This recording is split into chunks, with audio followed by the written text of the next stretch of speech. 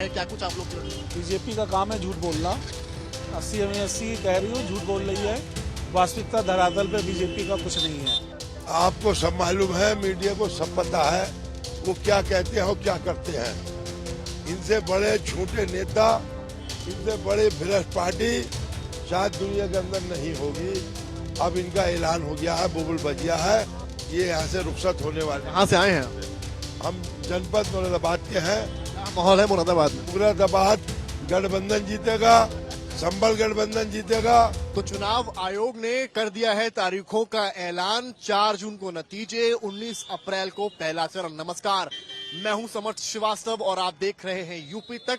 हमारी मौजूदगी इस वक्त समाजवादी पार्टी कार्यालय पर है और अभी अब अगर आप देखेंगे तो तमाम बैठकें खत्म हुई हैं। अखिलेश यादव निकले हैं और तमाम सपा के नेता जो हैं वो यहाँ से आपको निकलते हुए नजर आएंगे। क्या लगता है आप लोग को? तारीखों का ऐलान तो हो गया है, क्या कुछ तैयारी है आप लोग?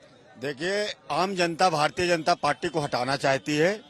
आम जनता भारतीय जनता पार्टी के खिलाफ वोट करना चाहती है। जिस तरीके से महंगाई, बेरोजगारी, आम आदमी की बदहाली बड़ी सरकार में, मौजूदा सरकार को आम जनता हटाना चाहती है। और उत्तर प्रदेश से जो समाजवादी पार्टी और कांग्रेस का रथ चलेगा, ये दिल्ली में भारतीय जनता पार्टी को हटाने का काम करेगा। क्या कहते हैं आप लोग? टोपी लगा रहे हैं लाल रंग की, क्या संदेश दे रहे हैं टोपी से? समाजवादी नीतियां, संपन्नता, हमारी समाजवादी पार्टी की मूल विचारधारा समता और संपन्नता है। समाजवादी पार्टी गैर बराबरी की खाई को पाटती है, गंगा जमुनी तहजीब को लाती है। आपने देखा कि 10 वर्ष के अंदर भारतीय जनता पार्टी की सरकार थी, इन्होंने जनता में वादा किया।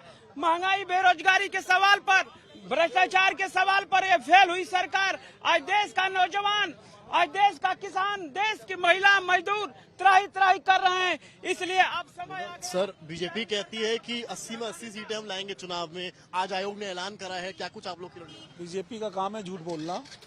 80 में 80 कह रही हूँ, झूठ बोल रही है। वास्तविकता धरातल पे बीजेपी का कुछ नहीं है। बीजेपी बहुत बुरी तरह इस चुनाव में हारने वाली है, क्योंकि देखिए नौजवान परेशान है, बेरोजगारी बढ़ रही, महंगाई चरम सीमा पे है, किसान जो है धरना प्रदर्शन पे बैठा है। तमाम मुद्दे हैं जो बीजेपी को उखाड़ फेंकेंगे। सर, क्या कहते हैं, जो इंडिया अलायंस साथ में आप लोग आए हैं, राहुल गांधी भी साथ में है, अखिलेश यादव, उसका फायदा मिलेगा कुछ? बहुत फायदा मिल रहा उसका। कम से कम इंडिया गठबंधन एक ऐसा गठबंधन है जो पूरे देश में समस्याओं से जूझने का एक ही गठबंधन बना है, जो समस्या को खत्म करेगा, इंडिया गठबंधन। तो ये देख सकते हैं आप, तमाम और नेता हैं। तो कितना ले यार आपका हो गया? सचिव हूँ, प्रदेश सचिव हैं, क्या नाम है आपका? मैं चंदेश्वर यादव हूँ। चंदेश्वर यादव जी। विपक्ष ये कहता है कि भाई जो समाजवादी पार्टी है, हाँ? वो कल बीजेपी ने ट्वीट करा कि केवल गुंडागर्दी थी उनके राज्य में। बिल्कुल बिल्कुल, आपने ये देखा कि ईडी और सीबीआई का दुरुपयोग किसने किया? मनीष सिसोदिया और संजय सिंह को फंसाने का काम किसने किया? आजम खां को फंसाने का काम किसने किया? चंदा घोटाला किसने किया? महंगाई, बेरोजगारी, भ्रष्टाचार पर फेल कौन हुआ? आइए और करीब चलते हैं थोड़ा। ये देखिए सपा के झंडे भी यहाँ लगे हुए हैं। इधर से आते हैं और नेताओं से रूबरू होते हैं। और ये देख सकते हैं सिक्योरिटी वाले हैं सब अखिलेश यादव के, मुस्कुराते हुए पार्टी ऑफिस में जा रहे हैं। और क्या कहेंगे जनाब? अब तो आज तो ऐलान हो गया। बिल्कुल, अब तो हर्ष उल्लास के साथ माहौल था अंदर? बैठक बहुत गजब था। बिल्कुल, बैठक में क्या कुछ कहा? नहीं, बैठक में गया पूरी तैयारी के साथ लगे, एकजुट होकर के, जो कि हम लोग 80 सीटें हैं यहाँ पर। 80 में से कम 60 से 70 बीच के लीड करेंगे हम लोग। अच्छा, बैठक किन किन लोगों को बुलाया गया था आज? नहीं, जो जौनपुर से हैं, बागपत से हैं, जो लीडर हैं लड़ने के लिए, उनको एकजुट करने के लिए सभी जिले की बॉडी को बुलाया गया था, जिससे कि एकजुट होकर के चुनाव लड़ा जाए। अच्छा, इलेक्टोरल बॉन्ड के मुद्दे पर अमित शाह ये कहते हैं कि अब तो चलो चीजें कम से कम दिख रही हैं, एसबीआई के पास है। पहले तो चंदा कितना कहां से आता था पता ही नहीं होता था। आपको सब मालूम है, मीडिया को सब पता है वो क्या कहते हैं और क्या करते हैं। इनसे बड़े झूठे नेता, इनसे बड़े भ्रष्ट पार्टी शायद दुनिया के अंदर नहीं होगी।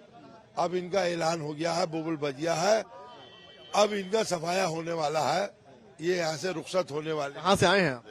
हम जनपद मुरादाबाद के हैं। क्या माहौल है मुरादाबाद में? मुरादाबाद गठबंधन जीतेगा, संबल गठबंधन जीतेगा, नगीना संबल जीतेगा, वो गठबंधन जीतेगा। नगीना की चर्चा कर दिया आपने। कोई कुछ नेता बड़े नाराज हैं कल के ऐलान के बाद? नहीं, नेताओं को नाराज होने कुछ नहीं होता। जनता बदलाव चाहती है। बदलाव चाहती है जनता, बदलाव। और भी तमाम नेता हैं मुस्कुराते हुए जा रहे हैं। और देखिए राजपाल कश्यप जी मौजूद हैं हमारे साथ। राजपाल कश्यप जी से बात करेंगे। अभी जो देखिए तमाम नेता हैं। राजपाल कश्यप जी, आप ये बताइए मुझे, जनता सात समंदर पार भेजेगी, वापस भी नहीं। चलिए खुली खबर, अब ये सुनिए बात मेरी। अब ये बताइए आप मुझे कि क्या चर्चा हुई आज की बैठक में, पहले तो बताइए क्या कुछ आपको निर्देश मिले। देखिए, पार्टी में लगातार मीटिंग और चर्चाएं चलती रहती है और लगातार पार्लियामेंट की पूरी तैयारी हो चुकी है। समाजवादी पार्टी के राष्ट्रीय अध्यक्ष माननीय श्री अखिलेश यादव जी ने देश में भारतीय राजनीति में सब पहली पॉलिटिकल पार्टी है जिसने सबसे पहले टिकट जारी कर दी है। सारी तैयारी हो गई, सारी विधानसभा सेक्टर बूथ सब। कन्नौज आजमगढ़ पे अभी भी सस्पेंस है। अरे किसी पे सस्पेंस नहीं है, बता दीजिए। नहीं किसी पे सस्पेंस नहीं है। 80 की 80 लोकसभाएं समाजवादी पार्टी और गठबंधन जीतेगा। आप लोग तो करीबी नेता हैं। आजमगढ़ से क्या लगता है आपको, आजमगढ़ से अखिलेश यादव जी आ रहे हैं चुनाव में? अरे अखिलेश यादव जी तो 80 लोकसभाओं पे लड़ेंगे, आप कैसी बात कर रहे हैं? बना दीजिए जलेबी आप। 80 लोकसभाओं पे माननीय अखिलेश यादव जी लड़ेंगे और जनता लड़ेगी बीजेपी को हटाने के लिए, संविधान बचाने के लिए। इस चुनाव में राजपाल कश्यप जी को क्या रोल दिया गया? हमें तो पिछड़ों का, मैं प्रकोष्ठ का अध्यक्ष हूँ। पूरे पिछड़े की आपने देखा होगा, जातीय जनगणना से लेके पीडीए पंचायतों से लेके लगातार और सब पिछड़ों को लामबंद करके बीजेपी को हटाने का काम करेंगे और पीडीए ही एनडीए को हटाने का काम करेंगे। कह रही है 80 में 80 ला रहे हैं। 80 की 80 वो हारेंगे। जो ये कहते हैं उसका उल्टा करते हैं। इन्होंने कहा था किसान की आय दुगनी करेंगे, किसान की आय आधी हो गई। इन्होंने कहा था काला धन ले आएंगे, काला धन आया नहीं, 1 नंबर का रुपया चला गया।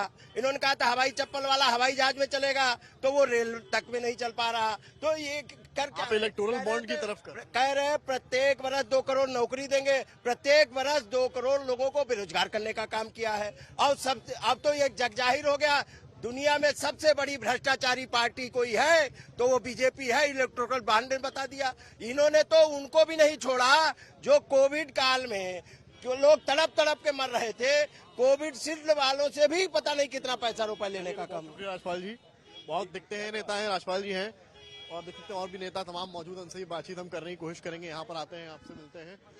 देखिए पूरा नजारा भी आपको दिखाते हुए चल रहे हैं। यहाँ से पूरा एक बार लॉन्ग व्यू दिखाइए यहाँ से जरा। पार्टी ऑफिस का बैठकें हुई हैं, तमाम दिशा निर्देश दिए गए हैं, उसको लेकर भी जो है।